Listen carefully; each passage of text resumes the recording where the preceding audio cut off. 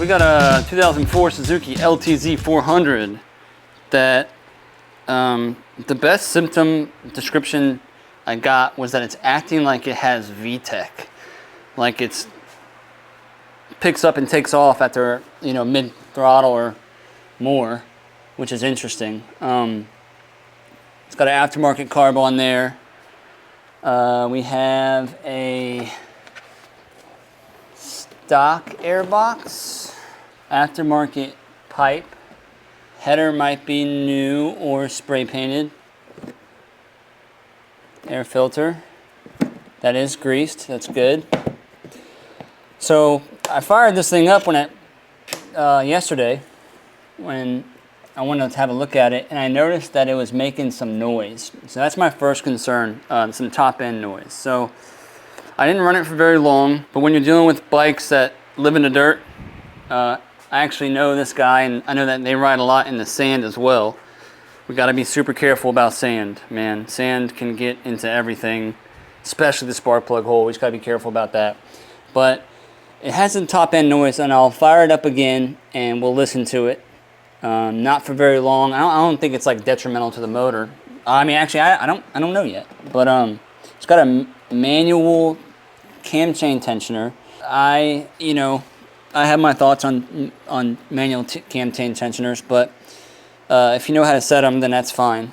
But it could be cam chain noise. It could be cam noise. We need to do some investigation. I got to go ahead and pop the valve cover off, and let's have a look. But I want you guys to hear it first, so we can kind of pinpoint potentially what we're dealing with, or how I would pinpoint it. But you guys know the old screwdriver on the ear trick. This is just a stethoscope, right? You get them off Amazon. You can listen way more. I'm going to be listening for our chains on this side. So I'm going to be on the tensioner for sure. Maybe on some just various portions of this head to see if we can't say if it's more on the exhaust side, more on the intake side. Is it really loud here? I'm just listening for the noise that I distinctly hear to get louder when I move my thing around. Just to kind of find where the loudest spot is, and we can kind of make a guesstimation of what it might be, but we got to visually look for that. I want to say this thing is missing its entire top engine mount. Interesting. Okay, anyways, let's fire it up. Fuel on. You know the drill with my dog. Yeah, we know, buddy.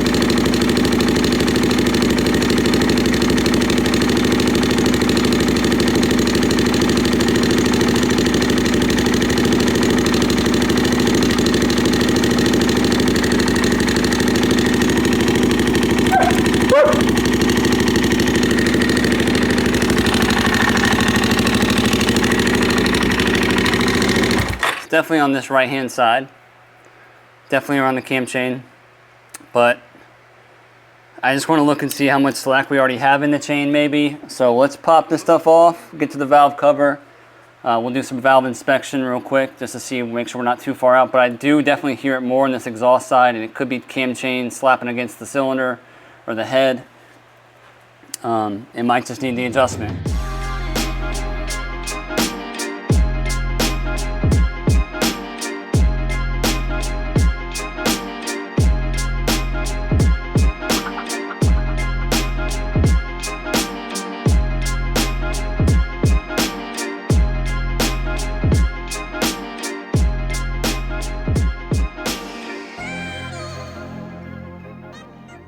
Alright, so we've done the best we can and keep that thing clean. Spark plug does not look bad. That's pretty good color. One thing I am pretty bummed about is I don't have my 10x1 compression adapter. So we're going to have to wait on a compression check, but I do want to do one for sure. Let's go ahead and just pull this off anyways, and see if the valve lashes out, see what the cam chain, see what the cams look like, you know, just to verify until my new adapter comes in. Probably the most annoying part about this job is just finding out that either A, you don't know where your tool is, or B, you don't even own one and it's time to get one. We're gonna need new valve cover stuff here. The grommets here anyways. These washers that go underneath these nuts help torque down the gasket for our valve cover. So when these get tightened 1,000 times and no one ever replaces them, they get crushed out like this, which is just completely gone. You can just kind of see that this was once a good gasket, but now it's not. So our cams look pretty good.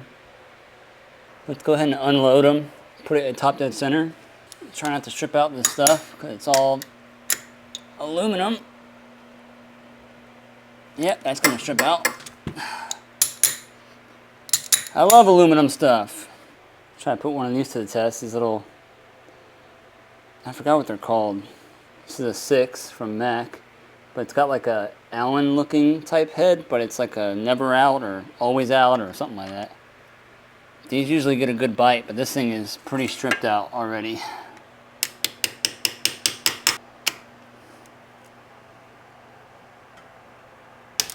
There we go. It worked. I want to check this timing here on the flywheel in reference to the camshafts also. That's kind of why I want to go out. Normally I just put this up to top dead center compression and send it. But I want to see our marks for this scenario. Let's rotate. Looking down at our flywheel. It might be close already. Yeah, there's top right there. Intake and exhaust valves are off the cams, are off their, the lobes are off the buckets. That's what I'm trying to say.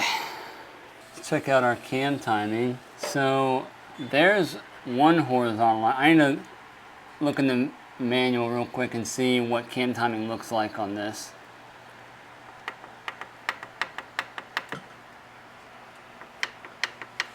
That line is horizontal. This one is not. We have lines on the indexing lines on the actual camshaft itself that are flat with the horizontal of the engine. These ones are like this. And that one, it's almost like, I don't know, let's just verify. I'm gonna spin this around one good time just to make sure that we are on the compression stroke. Exhaust is happening now. Pushing the exhaust valves, we are on the exhaust stroke. We are coming back up to the intake stroke.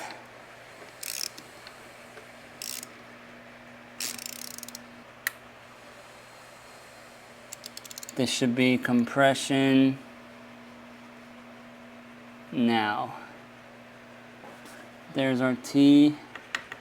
End play is not bad, but our cam, again, we have two facing up, one facing forward horizontal. The indexing lines on our camshaft right here are pretty much flat.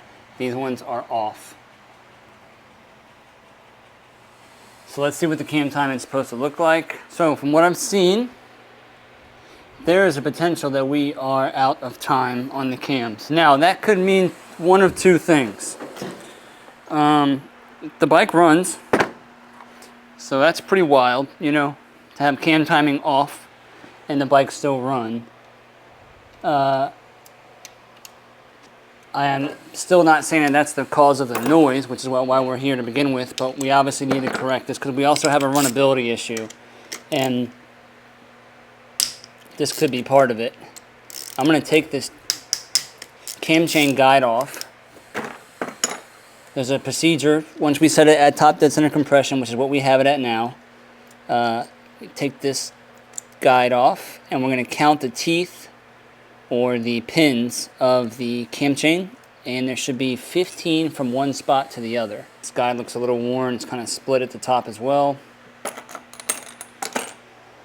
So let's count and see what the hell we're dealing with. Like I said, we could be dealing with two different things. We could be dealing with the cam off by a tooth, or this sprocket spun on the camshaft, which is a very difficult thing to wrap your head around or diagnose on a bike that runs like crap. So From what I've read, this is correct. The exhaust is correct. We're on top dead center compression. T-line all lined up. 1 and 2 should be facing a certain direction, which is horizontal. So 1 faces out, 2 faces straight up. The arrow points straight up to this pin right here. So from there, all the way over, we need to count. There should be 15 pins in between 2 and in between 3. There's 1, 2, 4, 6, 8, 10, 12, 14, 15, 16. The arrow is pointing at the 16, so we're a tooth off. You know, it's pretty crazy. So what I'll do is I'll take the tension off of this, and we have to take the cam holder off, all the slack into the chain. We'll be able to maneuver this sprocket over 1, get it to line up on the 15s, on the 15 spread, and then we'll do a valve adjustment. It's just pretty wild that it's off like that. Pretty crazy. Never know what you'll find.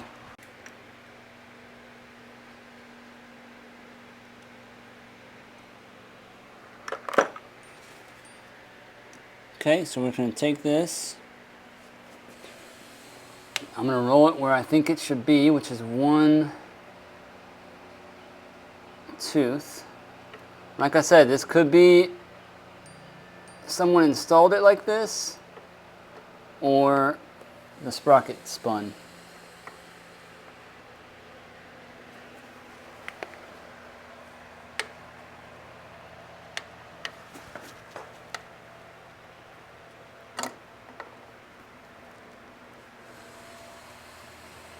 Okay, let's count them again. 1, 2, 3, 4, 5, 6, 7, 8, 9, 10, 11, 12, 13, 14, 15. That's correct.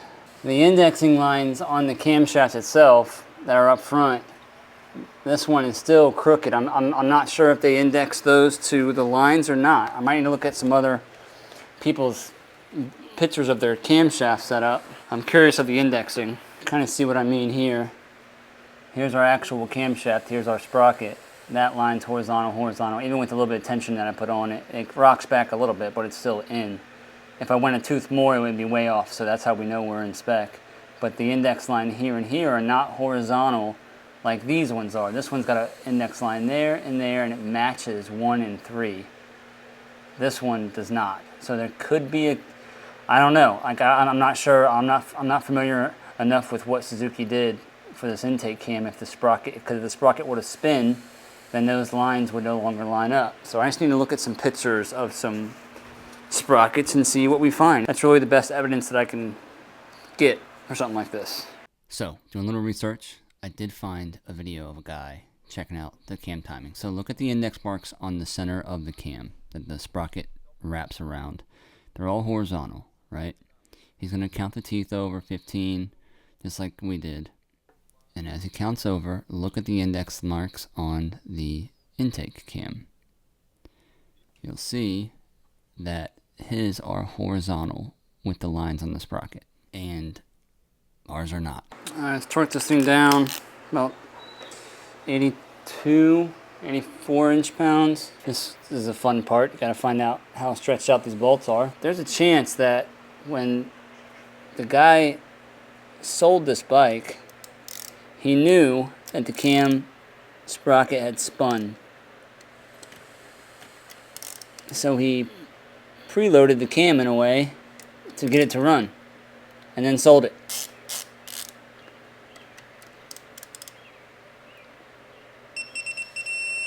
Okay, so that's tightened back down.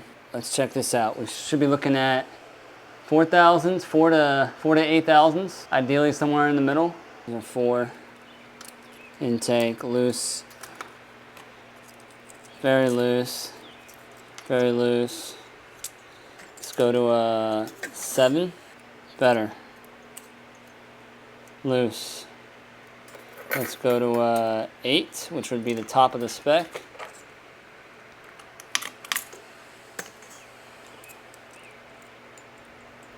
Tight, loose. Okay, so that one's out. Exhaust is 8 to 12. Loose on 8, loose on 8. Let's go to 11, loose on 11. I feel like I'm a dental hygienist, calling it out to the dentist.